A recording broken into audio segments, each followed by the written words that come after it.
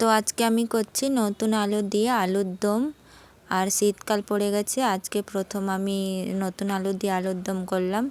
তো কড়াই বসিয়ে দিয়েছিলাম, এখানে ফোড়নে দিলাম তেজপাতা, পেঁয়াজ, তারপর আদা রসুন বাটাটা দিয়ে ভালো করে ভেজে উপরে টমেটো দিয়ে পরিমাণ মতো নুন দিয়ে দিয়েছিলাম ওখানে। তারপরে ওইগুলোকে ভালো করে ভেজে এবার মশলাগুলো দিয়ে দিলাম, জিরের গুঁড়ো দিলাম, লঙ্কার গুঁড়ো আর হলুদ গুঁড়ো দিয়ে ভালো করে অল্প একটু জল দিয়ে ভালো করে কষিয়ে নেব।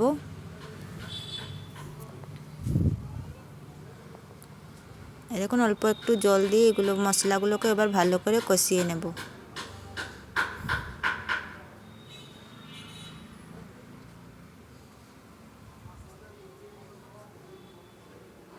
দেখুন আমার অনেকটাই কষানো কমপ্লিট।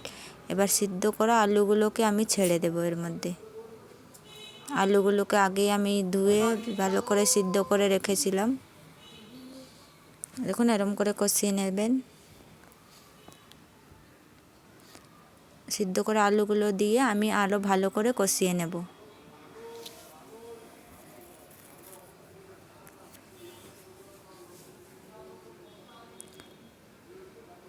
ভালো করে কষিয়ে পরিমাণ মতন জল দিয়ে দেব। আমি একদম শুকনো করছি না, একটু হালকা হালকা ঝোল করছি।